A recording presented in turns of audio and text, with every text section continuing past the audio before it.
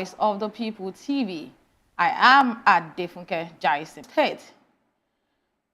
Petron to sign direct purchase agreement with 3 Nigerian refineries. Audit report uncovers 515 billion naira infringement in NNPCL transactions. Governor Okwebolo defends suspension of Edo LG chairman.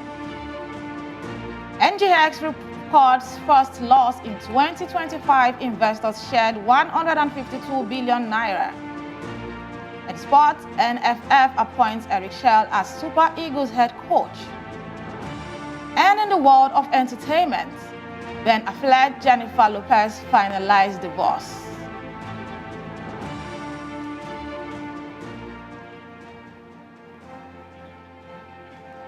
Now the news in details.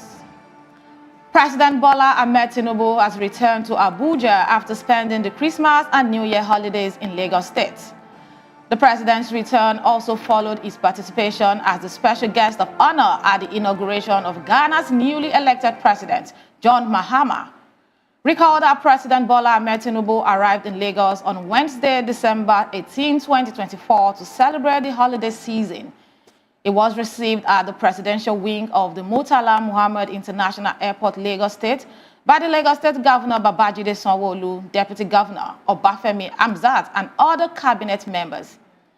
Before heading to Lagos for the holidays, President Tinubu had presented the 2025 national budget, amounting to 47.9 trillion naira, during a joint session of the National Assembly in Abuja. And in Ghana, reactions are still trailing the election of Jane Nahana Okpoko Ayemangas as Ghana's first elected female vice president. Speaking today at our flagship breakfast show VOP this morning, politician Honorable Fatima Bashir commended Ghanaians for giving Okpoko Ayemangas the mandate. Honorable Bashir also expressed doubts that Nigerian women will achieve such feats, lamented that women hardly support one another in their political pursuits, and also blamed the inability of women to occupy top positions in the country to high cost of electioneering processes, which he said is beyond the reach of many Nigerian women. Fatima Bashir added that the environment is not conducive for women to thrive as politicians, noting that only few succeed because of their personal convictions. In another development, the Defense Headquarters has confirmed the killing of 6 soldiers during a raid by Islamic State and Boko Haram terrorists on its military base in Borno State. The Director of Defense Media Operations, Major General Edward Buba, disclosed this in a statement. He revealed that the terrorists riding on motorcycle and gun trucks attempted to retaliate the recent killing of their commanders, but were overwhelmed by the joint air and ground forces. Major General Buba also disclosed that battle damage assessment reports revealed that 34 terrorists were killed, with 23 AK-47 rifles and over 200 rounds of 7.62 mm special ammunition recovered.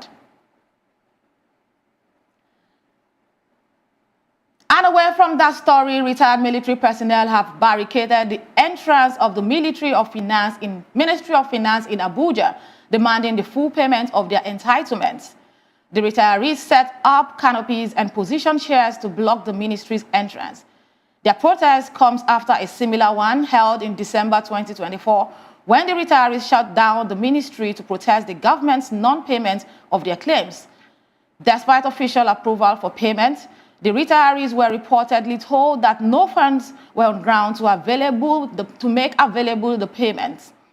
The retirees are demanding the payment of other unpaid benefits in addition to the 20 to 28% pay increase due for January to November 2024. And an addition of 32,000 naira to their pay of the security department allowance and a refund of pension deductions from the salaries of medically boarded soldiers.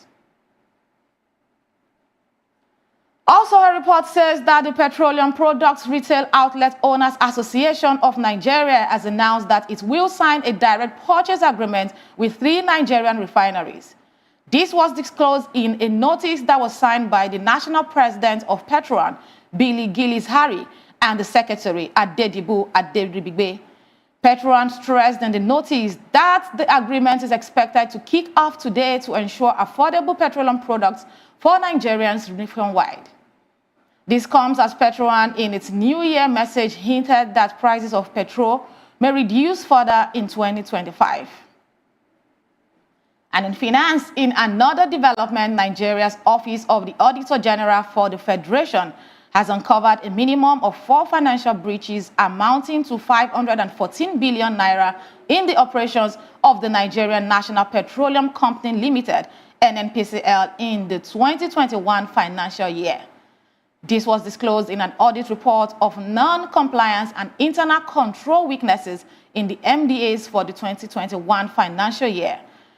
A breakdown of the infractions include irregular deductions worth 343.464 billion naira from domestic crude sales at source and warehousing of 83.66 billion naira from the Federation's miscellaneous income in a sinking fund account. Also, there are unauthorized deductions of 82.95 billion naira from the Federation revenue for refinery rehabilitation and the substantial payment of 3.75 billion naira for the sale of petrol.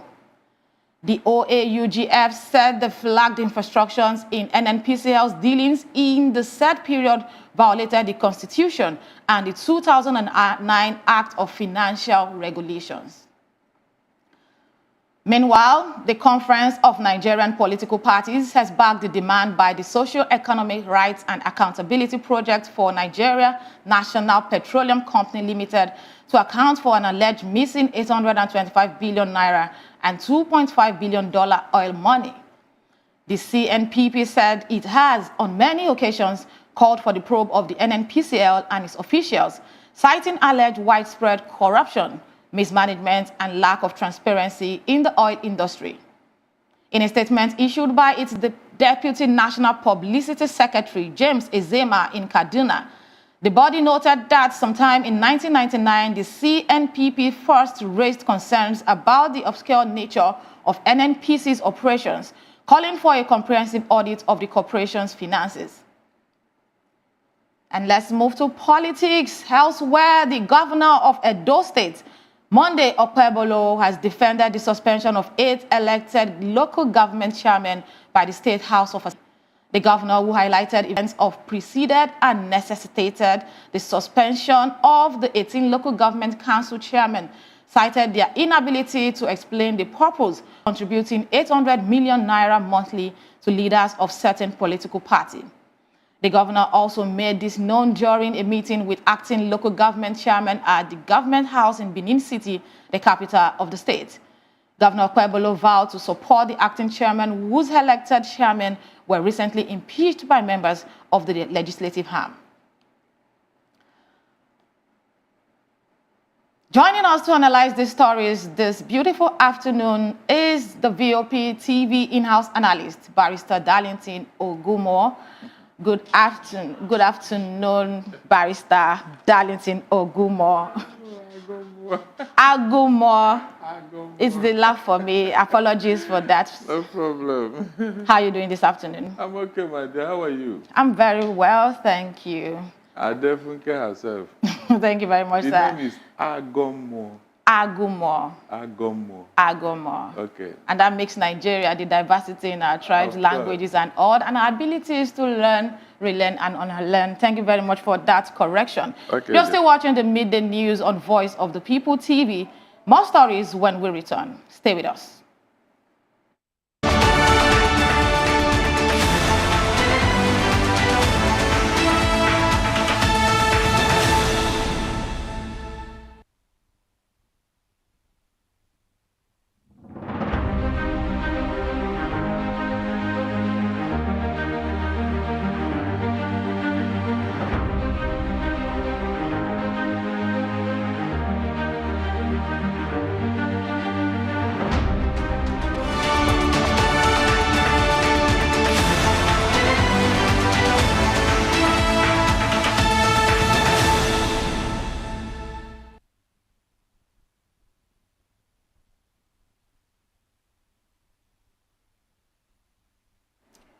All right, thank you very much for staying with us. You're watching Voice of the People TV and it's midday news.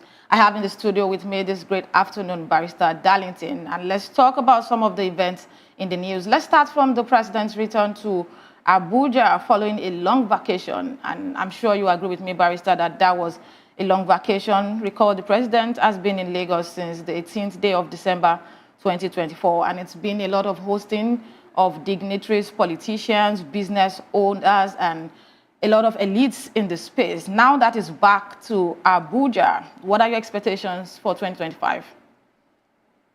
Thank you, my dear. The thing is that even the visit to Lagos, it didn't impact in any way because it was while on holiday that he granted a media chat, apparently at his home in Bodilon. And that media chat did not give us something to cheer about. You know, to make matters worse, a president was giving out palliative to people who literally shut down his vicinity just to collect palliative from him. I think that is not the way to go. You can't find an American president giving out palliative in a White House or even in their private homes. But to the average in Nigeria who don't know what is going on, the president is a kind man. No, that is not how to be kind. You are just making mockery of the misery and poverty of your people. For them to line up in front of your house and they are giving out handouts, that is the worst way of dehumanizing a human being. Okay, so are you saying that this act of charity should be left behind now that he's president and he can resume after leaving office? No, in fact, if he was doing it before as a private person, nobody would have raised an eyebrow. But as a president, you shouldn't have done that. Okay, he has been doing it before he became president. It doesn't matter. There are things you will cut out. Immediately you become a national figure. Yes. Okay. There are things you were doing privately that immediately you become the president or governor. Those things should be shut down or you outsource it to charity. There must be organization that you can say, okay, let them go to sort. Not people thronging your home, your private residence, and you are feeling so ebullied. After that 2 or 3 days of media jamboree, what happens? The food you gave them that day, is that what they are still eating up to today? The answer is no. So what was that? Publicity stunt to tell us that you're a kind man, you like to give out. You know, so even the thing you are giving out is how are we sure it's from your private pocket? If it's from state resources, then you are not giving out anything. You are not, and I don't think you can give it from your private pocket. You know, I don't think so. So those things are, in fact, this is what you see when you have a leader who have lost focus. If you are focused, that's not what you're supposed to be doing. Okay. Yes, you shouldn't be doing that. So his long holiday to Lagos did not impact in anything. I was thinking that his presence in Lagos would have meant going around Lagos to see what Sanwo-Olu is doing as a governor. Don't depend on what they are telling you. That would have been an opportunity for Tinubu to go around. See how Lagos is, see what Sanwo-Olu is doing and all that. When you say go around, go local government to local government, or sit back and get reports from people that were elected to represent the people and do the job. Exactly. You go around. Because even while you were the governor, I don't think there are many places you went to. But this would have been an opportunity for you to go around Lagos. Then you can use it to know whether the governor is doing well or not what you are being told. That's what I'm saying. So if he had gone around Lagos, would that will impact on the society. All right, your opinion well received, but let's go straight to the event that happened in Ghana yesterday, where there was a record that was set, the first female vice president in Ghana. and of course, bringing that to lessons for Nigerian female politicians. You would agree with me that women in government is totally different when we talk about women in government and women in politics.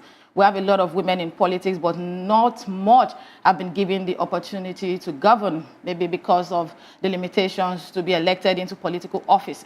But today on our flagship breakfast show, we had a politician, Honorable Fatima Bashir, who spoke on some of the challenges of Nigerian women in politics, and she expressed a doubt to Nigerian women achieving what the Ghana vice president had achieved at where we are right now as a nation. She lamented that women hardly support one another in their political pursuits, and also talk about the cost of electioneering. So what do you make of this story? Do you share the plight of an average Nigerian woman in politics, Barrister Darlington? Women are their own worst enemies. I was thinking that with their numerical strengths, they should have done something with themselves, but they don't. That is why I don't have sympathy with them when they fail politically, because they are not helping themselves. With their numbers, they should have done something. But you see these same women who are complaining, they are now attached themselves to the men who will dictate for them what to do and what not to do. During the election, the women will vote the men. So why should I now sympathize with them? How? But they don't want to help themselves. It's beyond just ambition or desires for the women. They have to go through the political party, do grassroots politicking, get to pick primary tickets. And of course, if you don't win the primaries, you can't even be on the ballot box. So what can women do differently? Is there any place you cannot find women? I said during the last census, women are more in number. So what are they doing with those numbers? Supporting men. Good. So why are they not complaining? Is it not party and democracy? It's all about human beings. And since you have them, your gender in large number, what are they doing? If they want to help themselves, they have all the opportunity. God has made them to be larger in number. So what are they doing with that large number? They are using it to support men. Then they will now turn around and start complaining. Does it make sense to you? Okay, it doesn't. But do you share the sentiment that it's easier as a running mate? I mean, Lagos State has had a few female deputy governors. It's easier when a man is on the ballot and he picks you as a running mate than for you to be the one shouldering the whole financial, emotional, and all of the burdens that comes with contesting in an election. You see, if you have integrity and if women are focused, they can help themselves without money. You see, it's just that in Nigeria we have monetized the election. If not, if women discover one of their own that have integrity, they have the charisma, they have the intelligence and the staying power to go into politics, the person will not spend the kobo. Peter Obi, how much did he spend, even as a man? Peter Obi, how much did he spend to win Lagos State? Did he distribute money in Lagos State? Please answer me. So I know what I'm saying. Women are not ready yet. When they are ready, you see the difference. So what was the barrier? What's the limitation for women when you say that men don't have to do this? Because you specifically said that if they have women that have integrity, there are some qualities that you have highlighted which sort of make it a standard that a woman has to be at a certain level before she can deem fit to request for the support of our fellow women. But does it mean that a man can be anything and still contest and win in an election? Look, that's what I'm telling you, that women should have taken advantage. When you said a woman want to, leadership is not a tea party now. It's not a tea party. That's what I'm saying, that it is that integrity, that diligence, that is their staying power. That is the only selling point they have as a woman. If you have it, your fellow woman should support you. We are not talking of these other people who are doing it, grabbing it, snatching it and running with it. Can a woman do that? No. So this other advantage you have, why are you not exploiting it?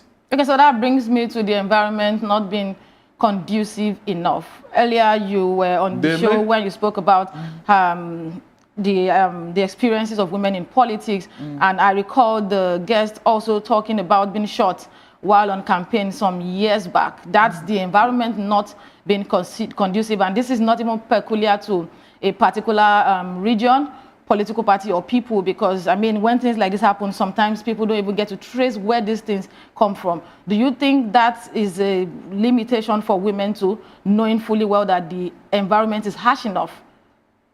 Ab initio, women were created to support men. That was the intention of God. But since modernity have said that you people should compete with us, then you should face whatever comes with it. So why do you see it as competition when a woman dares to raise her voice? No, it's not like in this politics now.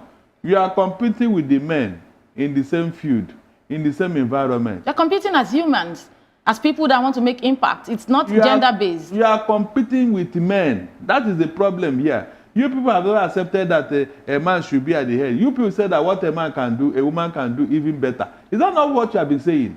So why are you complaining? Women are thriving in other spaces, and you've even celebrated some of these women in some of your speeches earlier today, talking about how their environment has enabled them, how their society has done some of the things that has impacted their growth in their political journey. Look, the women I talked about, I told you what happened and how they were able to get to the level they were. That women are not ready to do some of the things men are doing to get power, because power is not given a la carte, according to one Nigerian politician. Is that not a fact?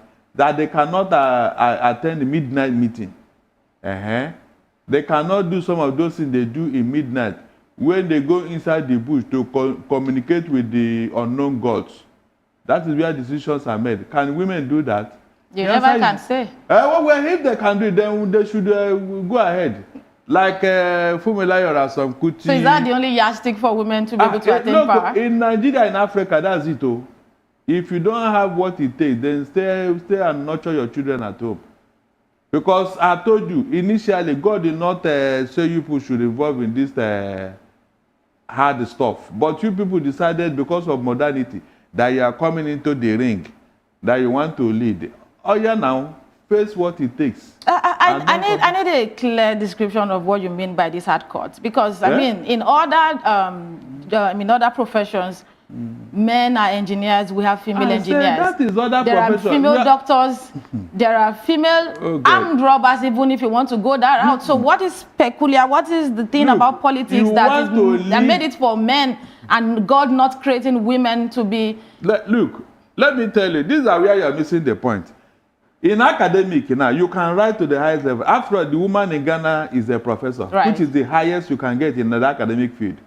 Because in that particular environment, you on your own, you do things your own. It is what you read in your privacy that will give you that mark. You are not being harassed by any godfather. Women are harassed while schooling. Women are harassed by their lecturers. I am coming.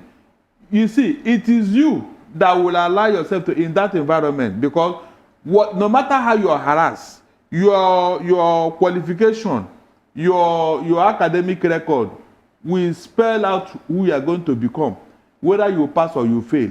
They only harass you if you didn't meet up with the standard, like you are an average student. I beg to differ, Barrister. No, hold on, I'm coming. Hold on. If you feel that you are being harassed by a lecturer, meanwhile you scored A and the man want to give you C because of there are mechanisms to do that, to challenge it. Who sets the marking scheme? You say what? As much as we don't want to digress from this political story, who sets the marking scheme? The lecturer still gets to set the marking scheme. The lecturer is as good as the godfather in that space. You as the student, you know your strengths. I've seen students who challenge the mark they were given in university. Like one out of 200? Wait, that one can make a difference. Other can follow suit. It's just like the numbers we have in female politicians. But 90% of the time, it is these girls who don't measure up to that will say, I'm being harassed. Other people that got first class, what were they doing? Why didn't they harass them? You see, it is when you give room for the harassment that the harassment will come. If you don't want it, it will never, even the lecturer will avoid you. Go and check, the lecturer will avoid you. So I don't want that lame excuse. It is easier for a woman to become a professor in a university than for her to get into political office. Well, your thoughts again, and before we leave that story, let's talk about this vice president being 73 years old. That's something significant. So look at it took 73 years what are you going to emerge to do as the vice president. So can we say that the journey of women in politics are valid, for looking at how long it took for her to get to such position, even though as a running mate? I said there is nothing wrong. You see, where this thing you are talking about, it differs from state to state.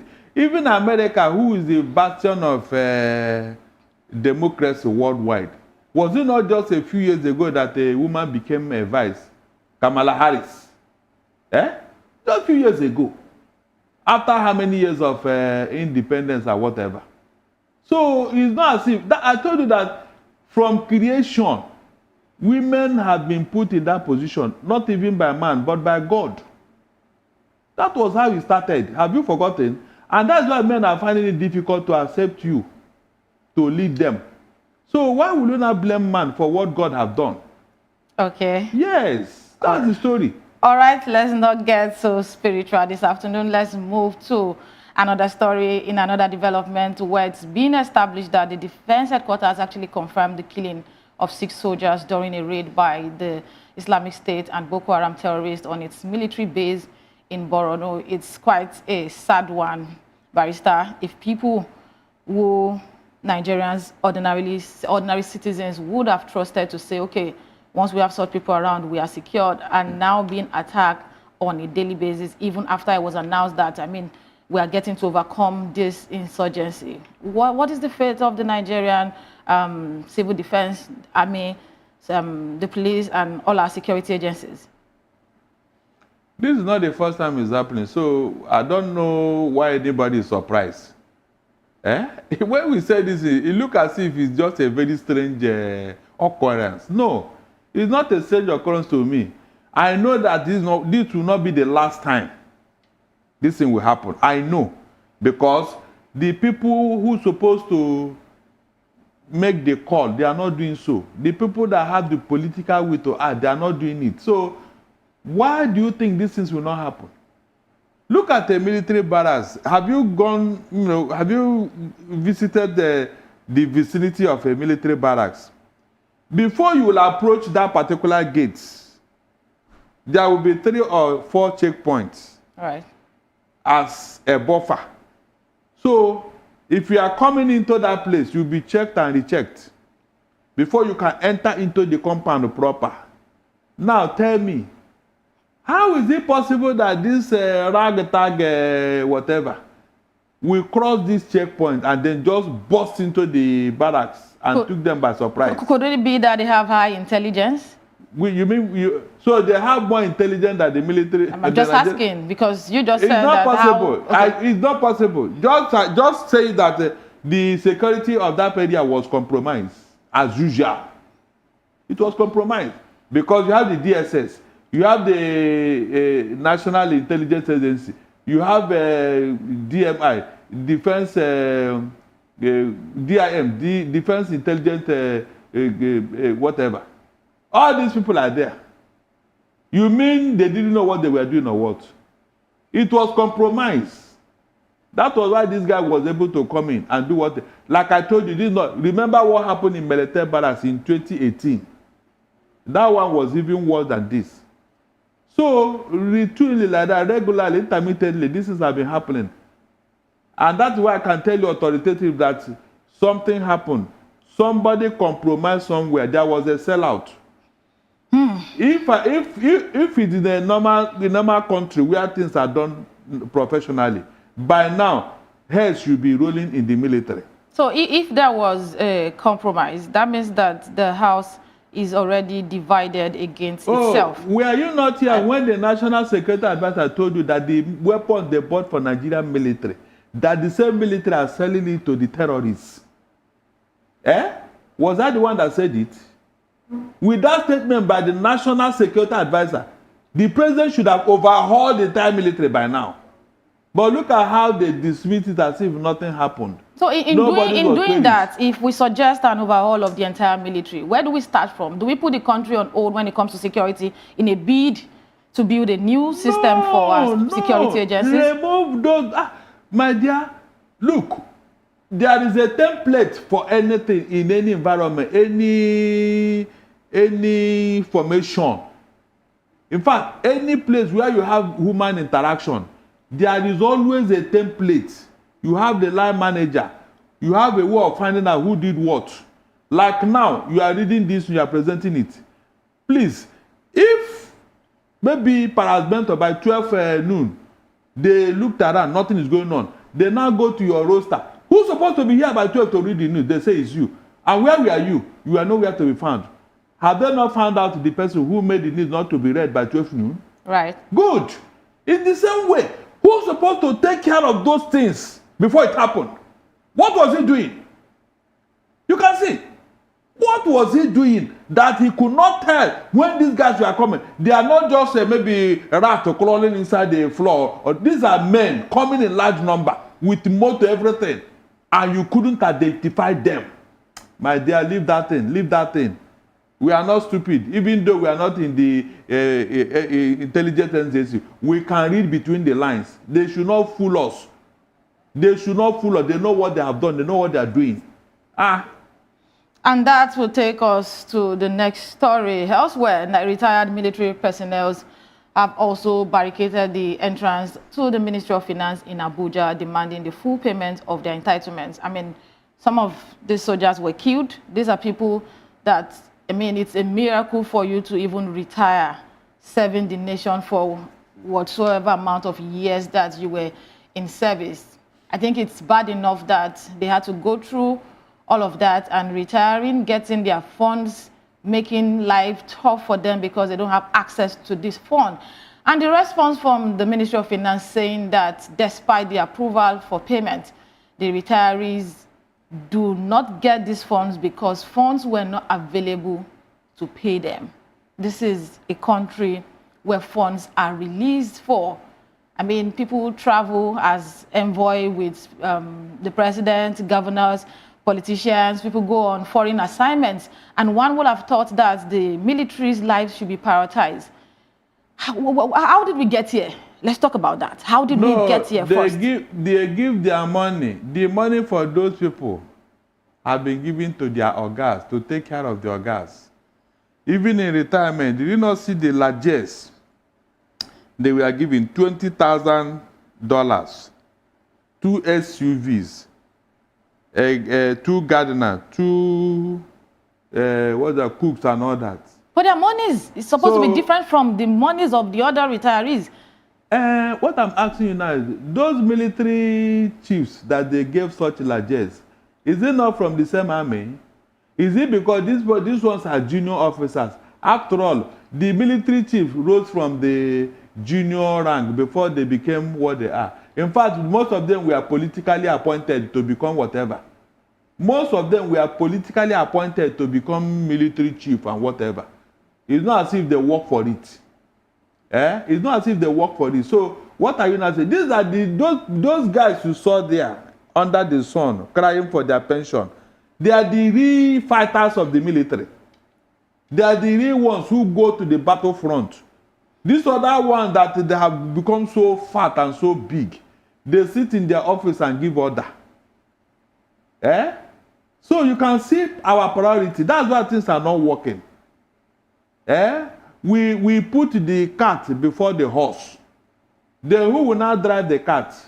Are they not concerned that such people might even pose security threats to the nation? I mean, they are retired military people. Mm-hmm.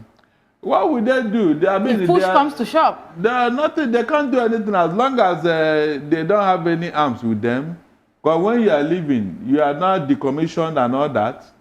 Everything about the military that's with you, they will take it away from you. So What are you going to pose as a security risk, except somebody call you to come and help them do something? They can't take the intelligence and the knowledge of the environment from them. They can't. Because they get to be transferred across. No, those ones that will give them problem, they take care of them, even in retirement. Didn't you hear me here? Why do you think these guys are well settled? They are chiefs. Because those are the ones that can even make trouble if need be. That's why they are taking care of them, so that they will remain quiet in retirement.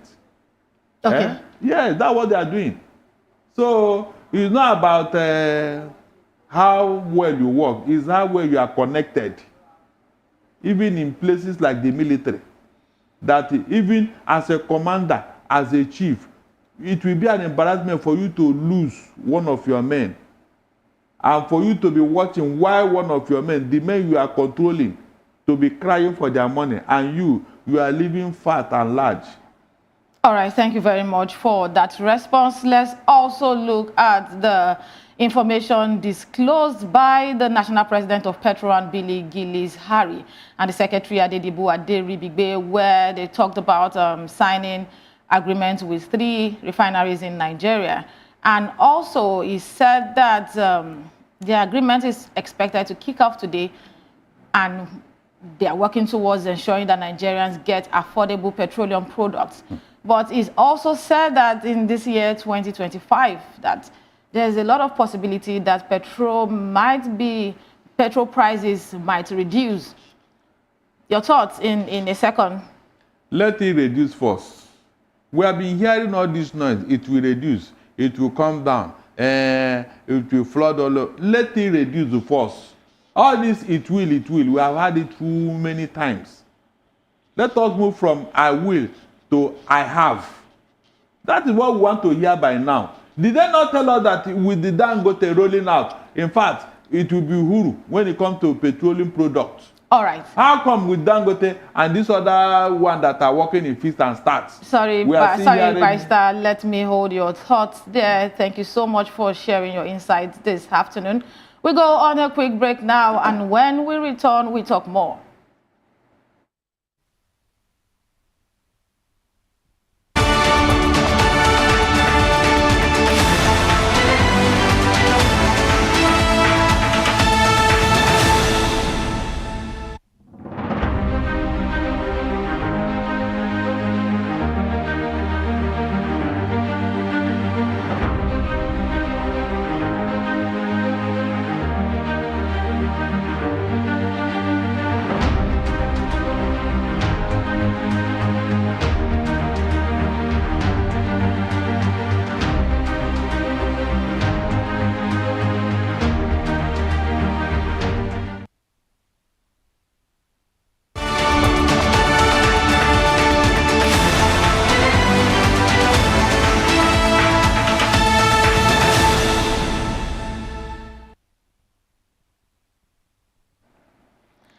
Governor Lucky Aiyedatiwa of Ondo State has ordered a dusk-to-dawn curfew in Owo Town, the headquarters of our local government area, till further notice.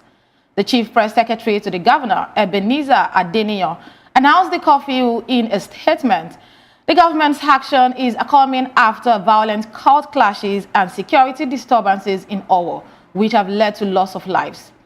Adeniyo said that the governor has also asked security agencies in the state to enforce the curfew, ensure the safety of lives and properties, arrest perpetrators of the violence, and restore peace to the community. And in Ibadan, still in the southwest of Nigeria, the legal proceedings surrounding the tragic stampede at the Islamic High School Ibadan took a decisive turn as the Oyo State legal team, led by Attorney General and Commissioner for Justice Abiodun Aikomo, opposed a bail application filed on behalf of the defendants. The case involved ex-queen Naomi Shilekunla Ogunseyi, the former wife of the Oni of Ife, radio broadcaster Oriyomi Amzat, and school principal Abdullahi Fasasi. During a hearing today at the Oyo State High Court, the defense team argued for bail, claiming that the accused posed no flight risk and were fully committed to cooperating with investigations. Justice Kamorudeen Olawoyin, presiding over the case, acknowledged the high stakes and public interest involved. And after considering arguments from both sides, Justice Olawayin adjourned the ruling on the bail application until next Tuesday, January 13, leaving the defendant's fate uncertain.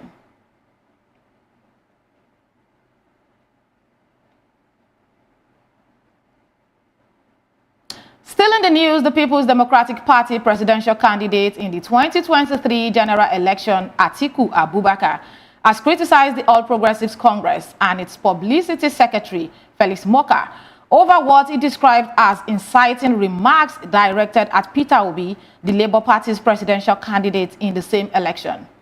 Atiku, in a statement, described Moka's comments as a disturbing symbol of the current administration's strategy to stifle opposition voices.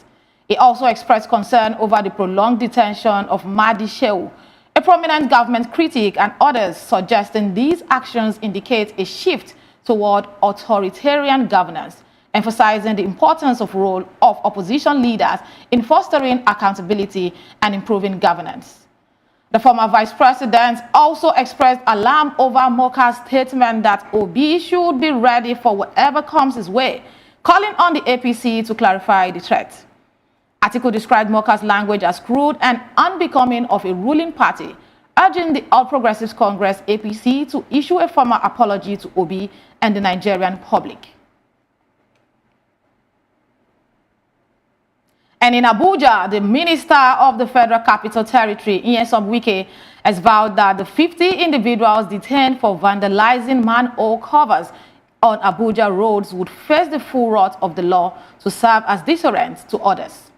Wike said that the culprits would be prosecuted for economic sabotage and for endangering the lives of Nigerians. Recall that the Federal Capital Territory Police Command had on Monday announced the detention of 50 suspected vandals who were caught on 25 manhole covers and solar streetlights. The minister, in a statement by Senior Special Assistant on Public Communications and New Media, Larry Olayinka, stressed that no criminal will be spared.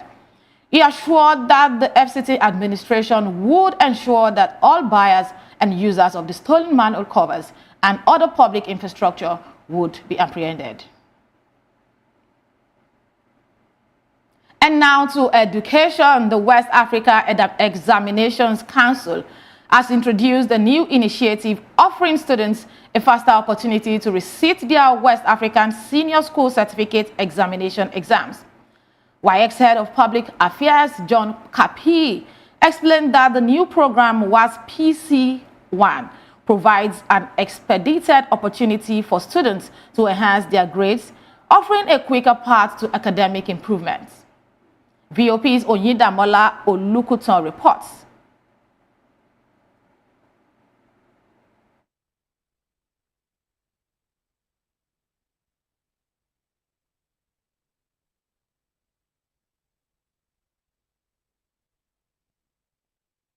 Council, WAEC, has announced a new initiative allowing students to resit their West African Senior Secondary Certificate Examination in January and February 2025. This marks a significant shift from the previous system, where candidates had to wait for the next private examination session to improve their grades.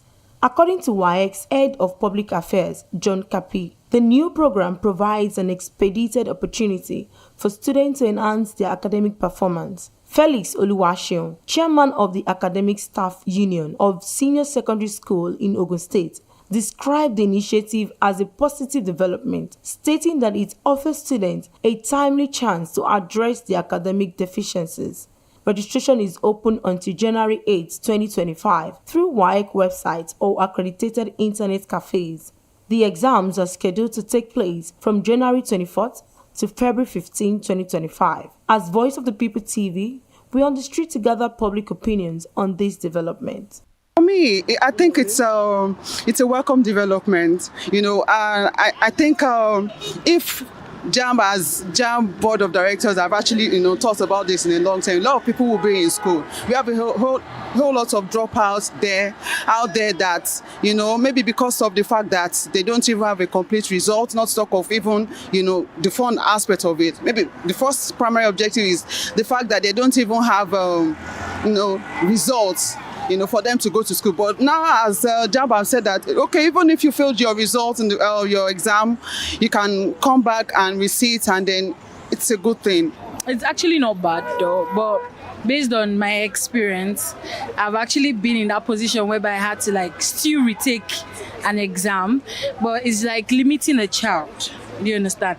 Taking an extra year, and the new policy is you resitting for just that particular course is actually way much more better. I think it's actually a smart one because waiting a whole year to retake 9 subjects, I think just for one subject. It's an olden days thing, right? It makes a lot of sense. Funny how yesterday I was even having this discussion with my auntie, but then it was about JAM. You sit for JAM and then you score below 200 and then you have to wait another year. It's very, very devastating and time wasting, right? And now, we're in the era where time is really of the essence, where, you can't even afford to let a second go without achieving anything. So I think it's actually a brilliant idea though. As we've heard from the citizens, this new initiative will provide students with a timely opportunity to improve their academic performance, and it's way good and way better, and it keeps every student in school. Why not? I'm Orindomola Olukusa for Voice of the People TV. Congratulations to young Nigerians. And away from that, the Nigerian Association of Chambers of Commerce, Industry, Mines and Agriculture has called on the government to address key economic challenges facing the nation, including high inflation, rising borrowing costs and currency devaluation. Citizens have also voiced concerns, emphasizing the urgent need to comprehensive economic reforms to tackle this issue. VOP's Matthew Ogunsuada reports. Chambers of Commerce, Industry, Mines and Agriculture, NASIMA, has described the 2024 economic performance as unsatisfactory for the private sector. NASIMA National President Dele Kelvin Oye highlighted the challenges faced by the sector, including high inflation, increased borrowing costs, and currency devaluation, which he says have placed significant strain on businesses. He emphasized the urgent need for economic reforms to address these imbalances and prevent further hardship on the private sector as the new year begins, while calling for a responsive economic team that recognizes the private sector as key stakeholders in Nigeria's growth. He also noted that with Nigeria's vast potential, innovative minds and opportunities, economic policies must be tailored to create a more favorable environment for private businesses to thrive. As Voice of the People TV, we are on the street to get citizens' opinion on this important development. The way the things are rising every day, because if you look carefully now, I remember the time I say buy a bottle of Coke, 100 naira. Gradually, they just moved to 150. Before we know what is happening, 200, 250, 300, 400. And it's not that way alone, everything. But when something like that happens, what are the causes? Because if you don't know the cause, you might not even know it's just someone that is sick. This is the type of sickness that we are passing through. What are the causes of the sickness? Because if you are just treating the sickness, if you don't know the root of the cause, you will continue treating it may not work. But what are all those things? Fuel is the major causes. If the price of the fuel can come down, and it will affect everything, both the food, both the drink, and even all the materials. Let every price of every commodity, let it be balanced. Like you can't buy something from this area, maybe at 110, and go to some other area and get them at 17 naira. So let us have this particular price standard from the federal government to curb this high inflation. The cost of things in the market is just that Nigeria are not in a price control in the market. And because of it now, it makes somebody, when you buy 50 naira, you want to say 150. Just like a Ghana, their price is controlled. In Nigeria, if you buy biscuits here, check it in the shop, is another price. So I would say that if government can help us and bring a price control in this thing, at least it will help to change and minimize some of the pressure in the food and all that. As we've seen, NASIMA urges immediate economic reforms. However, citizens have expressed concern over the high inflation rates in the country, while demanding and calling for urgent intervention from the government. Matthew Ogunsoada, reporting for Voice of People TV. Up next, business, sports, and entertainment stories. Please stay with us.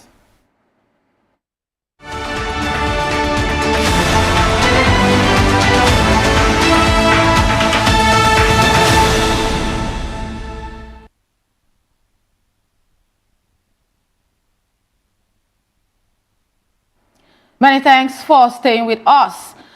The Nigerian exchange market recorded its first loss in 2025 as investors shed 152 billion naira following sales off of Tier 1 banking stocks. The market capitalization, which opened on 63.203 trillion naira, lost 152 billion naira or 0.24% to close at 63.051 trillion. The all-share index also lost 0.24% or 249.40 points to close at 103,398.82 against the 103,648.24 recorded on Monday. As a result, the year-to-date return decreased to 0.46%. Market breadth closed negative with 51 losers and 18 gains. Still talking business, Nigeria's foreign exchange reserves have recorded an increase of $591.78 million in the months following the government's $2.2 billion Eurobond auction on December 2, 2024. The reserves rose from $40.292 billion on December 2 to $40.884 billion on January 3, 2025, reflecting a month-on-month growth of 1.47%. This growth highlights the effectiveness of the country's strategic measures in stabilizing its foreign exchange position amid mounting external and internal challenges. The proceeds from the Eurobond auction likely served as a vital financial cushion, helping to bolster the nation's external reserves during a critical period. And in sports, the Nigerian Football Federation has appointed former Malian coach Eric Sheko Shell as head coach of the Super Eagles. The NFF disclosed this in a statement that was made available to newsmen by its communications department. The statement also noted that Shell's appointment takes effect immediately, and he is responsible for guiding the Super Eagles to earn a ticket to the 2026 FIFA World Cup finals. The Malians' first task will be the next round of games against Rwanda and Zimbabwe in March. Still in the world of sports, Taiwo Awoniyi scored the third and final goal in Nottingham Forest's 3-0 victory over Wolverhampton Wanderer in their English Premier League clash. The Super Eagles striker's stoppage time goal wrapped up an emphatic victory for Nottingham Forest. Awoniyi scored deep into added time after James Ward-Prowse caught a pass over to him with the goal gapping, and the striker rounded the ball into the net. The goal was the 27-year-old's first goal since February 2024. And in the world of entertainment, the movie Everybody Loves Jennifer has become the highest grossing Nollywood film of all time. The film's distribution company disclosed a statement that the movie, released across cinemas on December 11, 2024, has grossed over 1.466 billion naira in less than a month. This is not the first time a movie by Funke Akindele will be making history in the Nollywood industry. And in January 2024, A Tribe Called Judah became the first Nollywood movie to hit 1 billion naira at the Nigerian box office. Battle on the Booker Street was also named Nollywood's highest grossing film with 640 million naira in 2003. And elsewhere in the world of entertainment, Hollywood couple Ben Affleck and Jennifer Lopez have finalized their divorce. Lopez, in a document submitted to the Los Angeles Supreme Court, confirmed that she had reached a settlement with Affleck through mediation in September 2024, about a month after filing for divorce. And that's it on the midday news on Voice of the People TV. Before we go, another look at the headlines. President Tinubu returns to Abuja after Yuletide holidays Ghana trip. Iswap terrorists kill 6 soldiers in Borno State. Petron signed direct purchase agreement with 3 Nigerian refineries. Audit report uncovers 515 billion naira infringement in NNPCL transactions. Governor Okpebholo defends suspension of Edo LG chairman. In business, NGX records first loss in 2025. Investors shared 152 billion naira. And in the world of sport, NFF appoints Eric Shell as Super Eagles head coach. In the world of entertainment, Ben Affleck, Jennifer Lopez finalized divorce. And that's it on the midday news on Voice of the People TV. Do well to subscribe to our YouTube channel. On YouTube, we are Voice of the People TV. And across other social media platforms, we are at VOP Live. I am at Defunke Jayesimi. Good afternoon.